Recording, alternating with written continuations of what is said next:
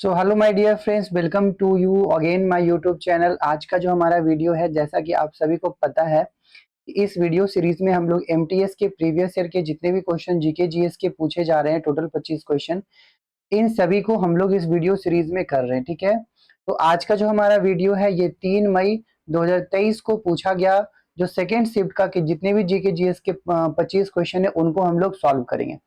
आप लोग चैनल को सब्सक्राइब कर रहे हैं, सब्सक्राइब करने के लिए बिल्कुल भी आप सभी का धन्यवाद। और जो सब्सक्राइब नहीं किए हैं वो चैनल को सब्सक्राइब कर ले। ठीक है, तो हम लोग आज का जो वीडियो में 3 मई 2023 का सेकेंड शिफ्ट का सॉल्यूशन हम लोग करेंगे जीके जीएस का। इससे पहले भी और भी फर्स्ट शिफ्ट और भी वीडियो अपलोड कर दिए गए, तो आप उसे भी देख लीजिएगा। ठीक है, बिना टाइम वेस्ट हुए बढ़ते हैं क्वेश्चन नंबर 1 पे। और सभी को क्वेश्चन को ध्यान से समझना है और सॉल्व करते जाना है। इस 25 क्वेश्चन में आपने कितने क्वेश्चन का सही तरीके से आंसर दिया है, इसे भी कमेंट करके बताना है। ठीक है, अगर एक्सप्लेनेशन अच्छा लग रहा है तो आप हमारे चैनल को सब्सक्राइब कर लीजिए और वीडियो को लाइक कीजिएगा, अपने दोस्तों के साथ शेयर कीजिएगा। ठीक है, तो क्वेश्चन नंबर 1 ध्यान से समझना है। ये जो वीडियो है 3 मई 2023 का सेकेंड शिफ्ट का पूछा गया सारा क्वेश्चन। ठीक है, तो चलिए स्टार्ट करते हैं क्वेश्चन नंबर 1 से। किस नदी को दक्षिण गंगा के नाम से भी जाना जाता है? ये बहुत ही इंपॉर्टेंट क्वेश्चन है, आप सभी को ध्यान रखना है। कौन सी ऐसी नदी है जिसे दक्षिण गंगा के नाम से जाना जाता है? कावेरी नदी, कृष्णा नदी, गोदावरी नदी या तुंगभद्रा नदी? कौन सा इसका आंसर हो जाएगा, आप सभी को बताना है। तो इसका जो आंसर हो जाएगा वो हो जाएगा गोदावरी नदी। गोदावरी नदी को हम लोग दक्षिण गंगा के नाम से जानते हैं, क्योंकि ये जो हमारे साउथ इंडिया का है पार्ट, इसको मैप में अगर देखें तो ये हमारा साउथ इंडिया का पार्ट है। तो इस वाले हमारे साउथ इंडिया वाले पार्ट में ये सबसे बड़ी नदी है, इसलिए इसे हम लोग दक्षिण गंगा के नाम से भी जाना जाता है। इसे बूढ़ी गंडक भी कहते हैं। अगर बात करें गोदावरी नदी की, तो ये जो है यहाँ से निकलती है महाराष्ट्र से, और ये जाकर के बे ऑफ बंगाल में खत्म हो जाती है। इसकी अगर बात करें तो ये महाराष्ट्र से निकलते हुए बे ऑफ बंगाल में जाकर खत्म हो जाती है। तो महाराष्ट्र से कहाँ से निकलती है? तो ये महाराष्ट्र के नासिक के पास त्र्यंबकेश्वर से निकलती है और बंगाल की खाड़ी में जाकर गिर जाती है। इसकी जो टोटल लंबाई है वो 1465 किलोमीटर है, ये भी आपको ध्यान रखना है। और भारत की सबसे बड़ी लंबी नदी कौन सी है? गंगा नदी है, जो कि उत्तराखंड से निकलते हुए कहाँ जाकर गिरती है? बे ऑफ बंगाल में गिर जाती है। ठीक है, गंगा की जो टोटल लंबाई है वो 2525 किलोमीटर है, इस भी आपको याद रखना है। अच्छा, बात करते हैं गोदावरी नदी की थी कौन कौन से राज्यों से होकर गुजरती है? तो ये महाराष्ट्र, छत्तीसगढ़, तेलंगाना, आंध्र प्रदेश और उसके बाद उड़ीसा से होते हुए ये बे ऑफ बंगाल में चली जाती है। ये आपको ध्यान रखना है। कुछ प्रमुख जो शहर भी इस नदी के किनारे बसे हुए हैं, जैसे पूछा जाता है नासिक शहर हो गया, नांदेड़ शहर हो गया और भद्राचलम हो गया। ये सब महत्वपूर्ण शहर है जो इस गोदावरी नदी के किनारे बसा हुआ है। गोदावरी नदी की सबसे जो बात करें कि सबसे बड़ी सहायक नदी कौन सी है, तो प्राणहिता नदी सबसे बड़ी सहायक नदी है गोदावरी नदी की। गोदावरी नदी पे कुछ बांध भी बनाए गए हैं, जिसमें पोलावरम बांध है आंध्र प्रदेश का और एक पोचमपाद बांध है तेलंगाना का। ये सभी बातें आपको गोदावरी के बारे में याद रखनी। ये सभी क्वेश्चन नंबर 2 पे बढ़ते हैं। चुनाव कानून संशोधन विधेयक 2021 भारत के किस मंत्रालय से संबंधित है? तो चुनाव कानून में जिसमें संशोधन किया गया था, वो जो विधेयक है जो 2021 में किया गया था, उसको बताना कि कौन सा चुनाव कानून किस मंत्रालय से संबंधित है, आपको ये बताना है। तो इसका जो आंसर हो जाएगा कानून और न्याय मंत्रालय। ऑप्शन नंबर डी इसका सही आंसर हो जाएगा। ठीक है, अगर बात करें तो इस संशोधन विधेयक द्वारा लोक प्रतिनिधि अधिनियम 1950 और लोक प्रतिनिधि अधिनियम 1951 में संशोधन किया गया है, आपको याद रखना है। क्वेश्चन नंबर 3 पे बढ़ते हैं। 2008 से लेकर 2010 की जो मंदी के कारण हुई बेरोजगारी थी, उसको किस प्रकार की बेरोजगारी में रखा गया है? संरचनात्मक बेरोजगारी, प्रतिशोधात्मक बेरोजगारी, शास्त्रीय बेरोजगारी या चक्रीय बेरोजगारी? तो इसका जो आंसर हो जाएगा वो चक्रीय बेरोजगारी हो जाएगा। तो ये सभी कुछ प्रकार के बेरोजगारी के टाइप हैं जिसको आपको याद रखना है। अच्छा, ये चक्रीय बेरोजगारी होता क्या है? तो जो व्यापार है व्यापार में जब चक्र की मंदी के कारण जो उत्पन्न होने वाला बेरोजगारी होता है उसे हम लोग चक्रीय बेरोजगारी कहते हैं। बढ़ते हैं अगले क्वेश्चन पे। क्वेश्चन नंबर 4 क्या है? वर्ष 1947 में जब भारत में ब्रिटिश शासन समाप्त हुआ तो साक्षरता दर उस समय कितना था भारत का, ये बताना है। जब ब्रिटिश शासन समाप्त हुआ तो उस समय साक्षरता दर कितना था, ये बताना है। इसका जो आंसर हो जाएगा वो आंसर हो जाएगा डी, 12% साक्षरता दर था, ऐसा माना जाता है 12% था। बढ़ते हैं अगले क्वेश्चन पे। National institute of Indian classical dance द्वारा 2021 का प्रतिष्ठित जो अभिनंदन सरोजा राष्ट्रीय पुरस्कार है ये किन्हें दिया गया है, आपको बताना है। ये करेंट अफेयर का क्वेश्चन है, आप चाहे इसको स्किप भी कर सकते हैं। अभिनंदन सरोजा राष्ट्रीय पुरस्कार किसे दिया गया है? तो ये दिया गया है अर्पणा सतीशन को दिया गया है। ऑप्शन नंबर ए इसका हो जाएगा राइट आंसर। बढ़ते हैं अगले क्वेश्चन पे। दुनिया में सबसे पुराना टेनिस टूर्नामेंट कौन सा है? देखिए ये सभी क्वेश्चन बोल सकते हैं कि थोड़ा डीपली पूछा गया है, लेकिन ये सब भी अब आपको याद रखने पड़ेंगे क्योंकि ये सभी क्वेश्चन रिपीट हो रहे हैं। मैं आपको दिखाऊंगा इसी वीडियो में पिछले शिफ्ट के क्वेश्चन रिपीट हुए हैं, ठीक है। तो सबसे पुराना टेनिस टूर्नामेंट कौन सा है? तो इसका आंसर हो जाएगा विंबलडन। विंबलडन जो है वो सबसे पुराना टेनिस टूर्नामेंट है, आपको याद रखना है। किस राज्य सरकार ने पंचामृत योजना शुरू की है? पंचामृत योजना किस राज्य सरकार ने शुरू की है, आपको बताना है। तो जो पंचामृत योजना है ये उत्तर प्रदेश के राज्य सरकार के द्वारा शुरू किया गया है। अच्छा, बात कर ले इस योजना के बारे में, तो ये है क्या? तो जैसा कि मैंने बताया कि ये उत्तर प्रदेश में शुरू किया गया है और इसका नाम अगर बात करें पंचामृत योजना की, तो ये किस लिए शुरू किया गया है? तो यहाँ पे गन्ने की खेती की जो नई तकनीक का प्रयोग किया जा रहा है जिससे गन्ने का उपज बढ़ सके, ठीक है। और इसका नाम पंचामृत क्यों रखा गया? क्योंकि इसमें 5 चीजें से संबंधित है। एक तो है ट्रेंच मैनेजमेंट, पेड़ प्रबंधन, ड्रिप इरिगेशन और मर्चिंग, और अगला है सह फसल। तो ये सभी 5 चीजें से संबंधित है, इसलिए इसका नाम पंचामृत भी नाम रखा गया है। तो आई होप इसके बारे में आपको समझ में आया होगा। यूपी सरकार द्वारा ये छवि चलाया गया है, ठीक है। बढ़ते हैं अगले क्वेश्चनों पे। किस अम्ल और किस क्षार के बीच किसी अम्ल और किसी क्षार के बीच होने वाली अभिक्रिया को कौन सी अभिक्रिया कहा जाता है? तो देखिए जब भी अम्ल और क्षार के बीच अभिक्रिया हो जाएगा तो वो क्या बनाता है? साधारण नमक NaCl और वाटर वो बनाता है। तो इस अभिक्रिया को हम लोग क्या कहते हैं? उदासीन अभिक्रिया। क्या कहते हैं? उदासीन अभिक्रिया। इसका आंसर हो जाएगा बी। आप आई होप ये समझ में आया होगा। बढ़ते अगले क्वेश्चन पे। उस्ताद सफात अहमद खान उस्ताद सफात अहमद खान निम्नलिखित में से किस वाद्य यंत्र से संबंधित है, ये आपको बताना है। किस वाद्य यंत्र के लिए प्रसिद्ध है उस्ताद सफात अहमद खान? देखिए वाद्य यंत्र जो है 2011 की जनगणना जो है, ये सभी क्वेश्चन और एक डांस वाला क्वेश्चन, नृत्य का क्वेश्चन बहुत ज्यादा MTS में पूछा गया है 2023 वाले शिफ्ट में। तो आप एक बार उसे जरूर देख ले, ठीक है। तो इसका आंसर क्या हो जाएगा? रुद्र बीना, वायलिन, हारमोनियम या तबला। तो उस्ताद जो सफाक अहमद खान है ये तबला के लिए प्रसिद्ध है, आपको याद रखना है। इनका नाम भी आपको याद रखना है, क्या नाम है? उस्ताद सफात अहमद खान तबला के लिए फेमस है। बढ़ते हैं अगले क्वेश्चन पे। अच्छा, इनके बारे में और कुछ इंपॉर्टेंट बातें कर ले तो इनकी अगर बात कर ले तो ये दिल्ली में रहने वाले हैं, ठीक है। और इनका निधन जो है 2005 में हो चुका है। ये इनका निधन हो चुका है 2005 में। अच्छा, उससे पहले इन्हें 2003 में इन्हें पद्म श्री से सम्मानित कर दिया गया है, तो ये भी याद रखना है, ठीक है।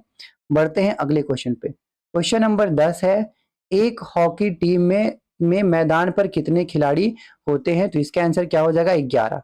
और क्रिकेट में भी कितने होते हैं? 11 होते हैं, ये भी आपको याद रखना है।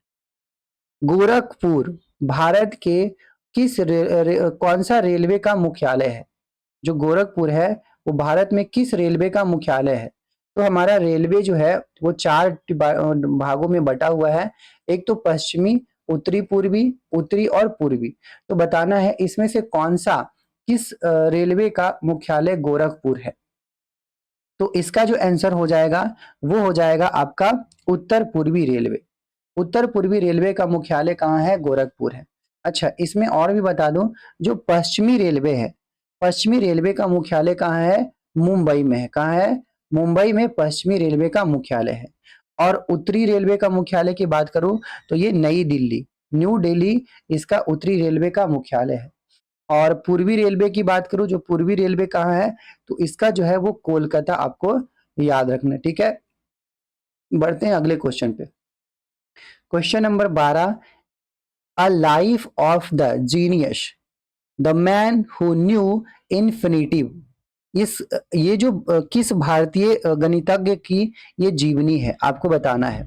The man who knew infinitive, a life of the genius, ये किनकी है जो जीवनी है, आपको बताना है। तो जैसा आप सभी को पता है कि भारत के एक प्रसिद्ध गणितज्ञ हुआ करते थे जिनका नाम है श्रीनिवासन रामानुजन।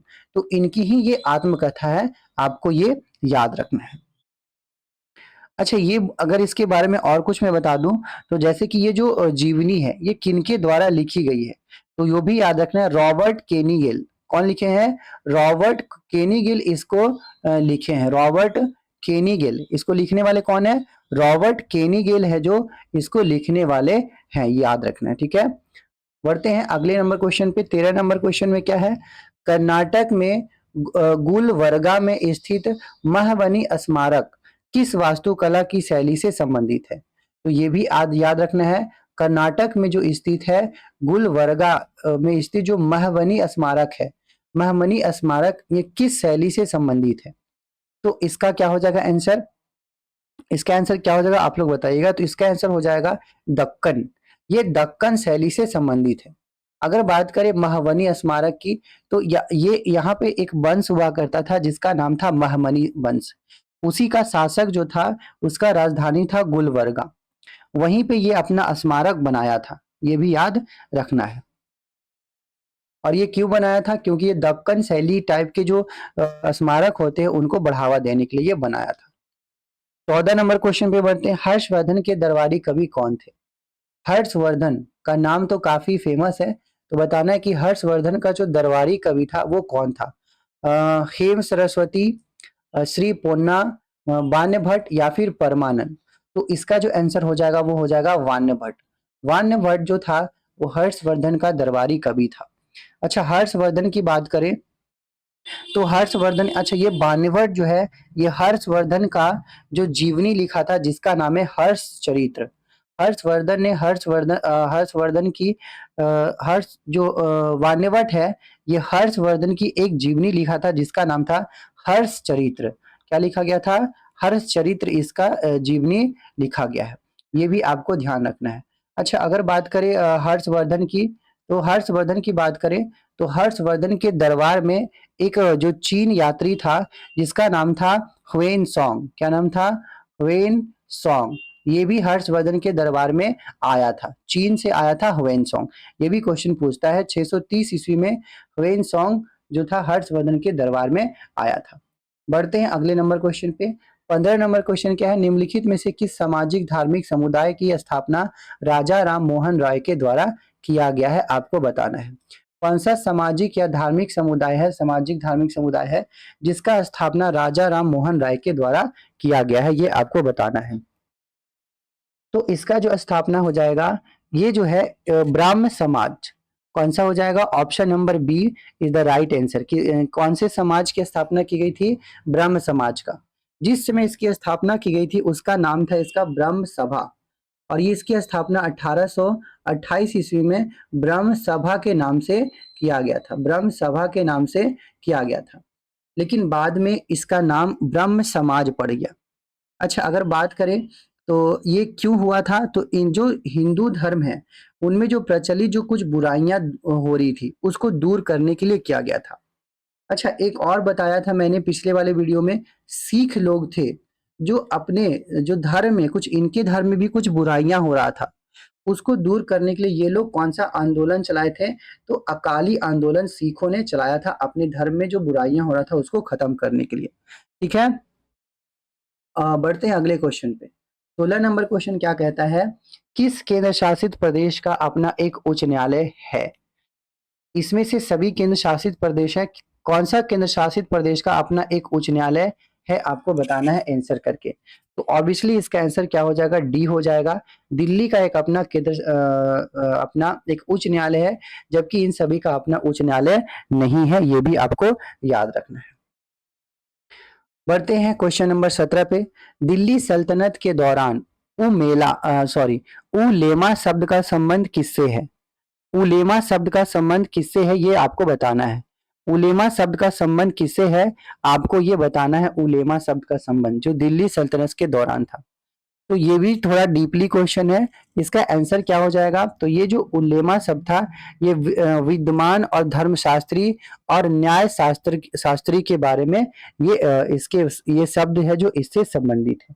तो 17 का आंसर क्या हो जाएगा, आंसर हो जाएगा बी। ठीक है, बढ़ते हैं अगले क्वेश्चन पे, 80 नंबर क्वेश्चन पे। 80 नंबर क्वेश्चन क्या है, सरकार का हस्तक्षेप चाहे वह मांग का विस्तार करने के लिए हो अथवा इसे कम करने के लिए हो, उसे किस कार्य कौन सा कार्य कहा जाता है? तो इसका आंसर क्या हो जाएगा आप सभी को बताना है। इसका जो आंसर हो जाएगा वो हो जाएगा स्थिरीकरण कार्य। ऑप्शन नंबर सी इसका सही आंसर हो जाएगा, स्थिरीकरण कार्य। बढ़ते हैं अगले क्वेश्चन पे, क्वेश्चन नंबर 19। क्या कहता है क्वेश्चन नंबर 19, निम्नलिखित में से कौन सा फसल कटाई त्योहार प्रसिद्ध रूप से असम में मनाया जाता है? तो ये तो सभी को पता है कि जो फेस्टिवल है ये बहुत ज्यादा आ रहा है एमटीएस में। ठीक है, तो असम का जो फेमस फेस्टिवल है वो सभी को पता है कि बिहू होता है, लेकिन बिहू भी कई प्रकार के होते हैं। उसमें आपको बताना है कि जो फसल कटाई के समय मनाया जाता है वो कौन सा बिहू होता है, तो उसको बोलते हैं भोगाली बिहू। कौन सा बिहू होता है, भोगाली बिहू। अगर बात कर ले बिहू की, तो बिहू जो है बहुत सारे टाइप के होते हैं, जिसमें से अगर और बात की जाए तो भोगाली बिहू किस लिए मनाया जाता है, फसल कटाई के लिए।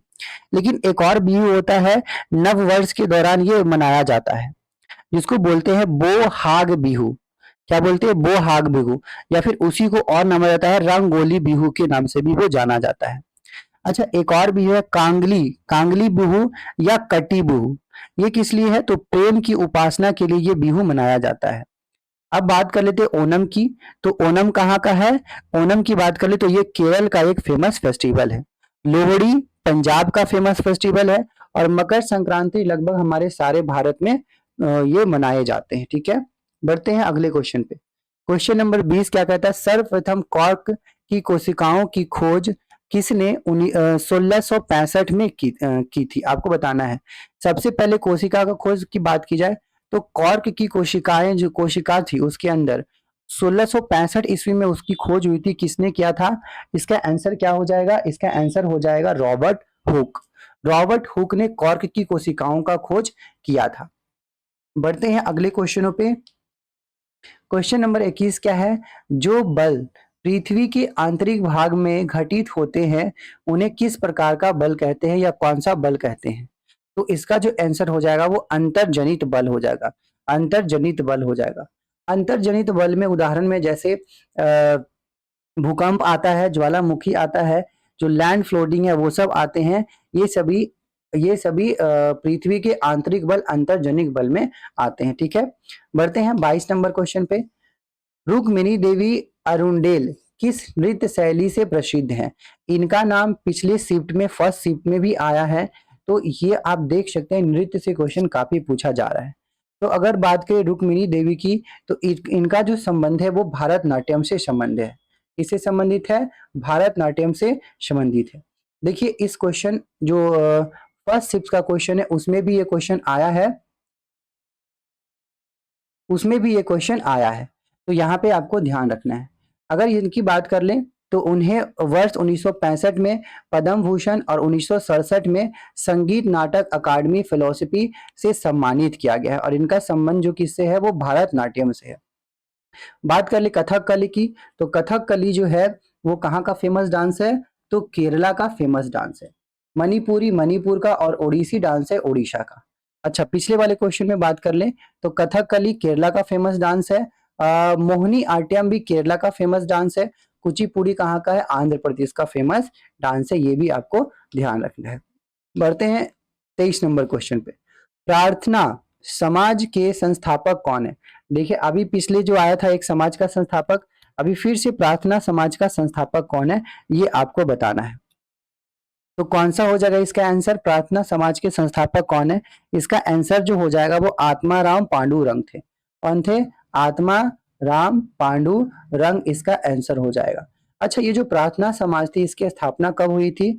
तो इसकी स्थापना हुई थी 1867 ईस्वी में। 1867 ईस्वी में हुई थी प्रार्थना समाज की स्थापना। ठीक है। ये जो प्रार्थना समाज है या प्रार्थना सभा है, इसकी स्थापना किस चीज पे ज्यादा ध्यान आकर्षित करती है? तो ये जो है ये बाल विवाह का उन्मूलन और स्त्री शिक्षा प्रोत्साहित करने के लिए, विधवा विवाह पर जो पाबंदी लगी थी उसके विरुद्ध भी आवाज ये उठाने की कोशिश की है। ठीक है। तो आपको याद रखना है कि प्रार्थना समाज की संस्थापक कौन है? आत्माराम पांडुरंग। क्वेश्चन नंबर 24 पे बढ़ते हैं। निम्नलिखित में से कौन सा भारत के संबंधित एक मौलिक अधिकार है? तो हमारा भारत के संविधान में इसमें से कौन सा एक मौलिक अधिकार है? स्वतंत्रता का अधिकार, अवसरों का अधिकार, रोजगार का अधिकार या मताधिकार? तो इन सभी में से जो स्वतंत्रता का अधिकार है उसका डिस्कशन हमारे मौलिक अधिकार में किया गया है, जबकि इन सभी का डिस्कशन हमारे मौलिक अधिकार में नहीं किया गया है। अगर बात करें मौलिक अधिकार की, तो मौलिक अधिकार जो है वो हमारे संविधान के भाग 3 में अनुच्छेद 12 से लेकर के 35 में डिस्कशन किया गया है। मौलिक अधिकार का जो प्रारूप है ये कहाँ से लिया गया है? ये संयुक्त राज्य अमेरिका से लिया गया है। मौलिक अधिकार को किस राज्य से कहाँ से लिया गया है? संयुक्त राज्य अमेरिका के संविधान से लिया गया है। अभी हमारे भारत के संविधान में टोटल 6 मौलिक अधिकार है, इससे पहले 7 हुआ करते थे। तो सबसे पहला अधिकार है समता या समानता का अधिकार, जिसे अनुच्छेद 14 से 18 तक में डिस्कशन किया गया है। स्वतंत्रता का अधिकार अनुच्छेद 19 से 22 तक में डिस्कशन किया गया है।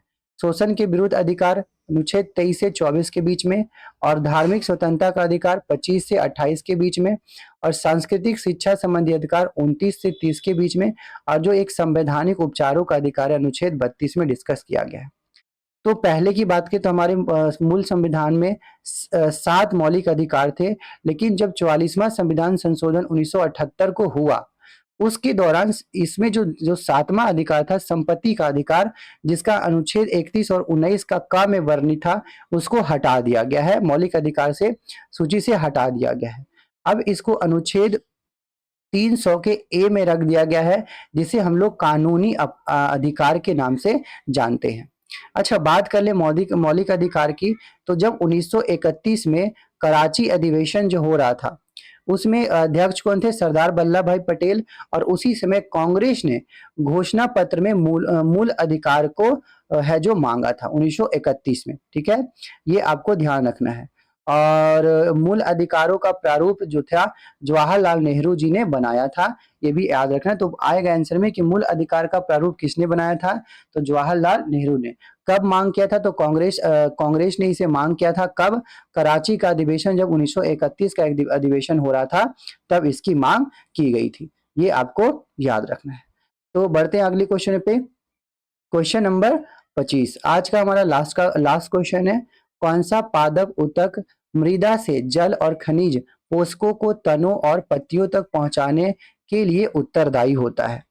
तो देखिए यहाँ पे 2 चीजें काम करती है। मैं आपको यहाँ अगर समझाऊं तो एक होता है जाइलम और एक होता है फ्लोएम। ये दोनों जो संवहन ऊतक है, मतलब चीजों को, जो पानी हो गया, खनिज पदार्थ हो गया, इसको पेड़ के पत्तियों तक ले जाने और लाने में ये काम करता है, इसलिए दोनों को संवहन ऊतक के नाम से जाना जाता है।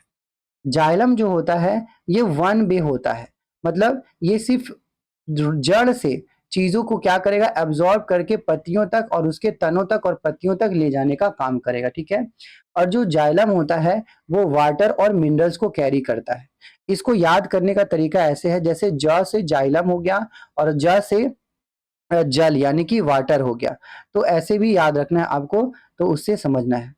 अच्छा, बात कर ले फ्लोएम की, तो फ्लोएम जो होता है वो 2 वेज होता है, 2 वेज होता है। मतलब एक तो ये ले जाने का भी काम करेगा और दूसरा पत्तियों से लाने का भी काम करेगा। जैसे इसका काम क्या है कि ये वाटर और फूड, जो पत्तियों द्वारा बनाया गया फूड है उसको भी कैरी करने का काम करता है, और जो पत्तियों द्वारा वाटर जो बनता है, जैसे फोटोसिंथेसिस के बाद जो उसका ग्लूकोज बना, एनर्जी बना, उसके साथ साथ वाटर रिलीज हुआ, उसको भी ये कैरी करने का काम करता है। तो फ्लोएम की बात करें तो फ्लोएम जो होता है, मान लेते हैं कि ये ट्री है, यहाँ से कोई पत्ती से यहाँ से फूड बना, यहाँ भी ले गया और ये दूसरे पत्तियों तक, दूसरे ब्रांच तक भी ये कैरी करता है, इसलिए इसको टू बेस बोला जाता है। अच्छा, इस क्वेश्चन को हम लोग याद कैसे रखेंगे? तो याद रखने का सबसे सिंपल तरीका है कि अगर जहां भी जल की बात की जाए तो जल जाइलम में आपको याद रखना है, और जहां पे फूड यानी कि फल की बात की जाए तो फल का मतलब फ्लोएम, आपको फ्लोएम याद रखना है। तो इसका जो आंसर हो जाएगा वो हो जाएगा ऑप्शन नंबर बी, जाइलम। जल और खनिज को कैरी करने वाला कौन होता है? जाइलम। आई होप ये सभी का सॉल्यूशन आपको समझ में आया होगा। तो वीडियो को आप सभी अच्छे से सॉल्व कर पाए होंगे। कितने क्वेश्चनों का सॉल्व किया कमेंट करके जरूर से बताइएगा, और वीडियो को देखने के लिए धन्यवाद। चैनल को सब्सक्राइब कर लीजिए ताकि और सारे वीडियो आपको मिलते रहे। मिलते हैं अगले वीडियो में, आज के लिए इतना ही, धन्यवाद।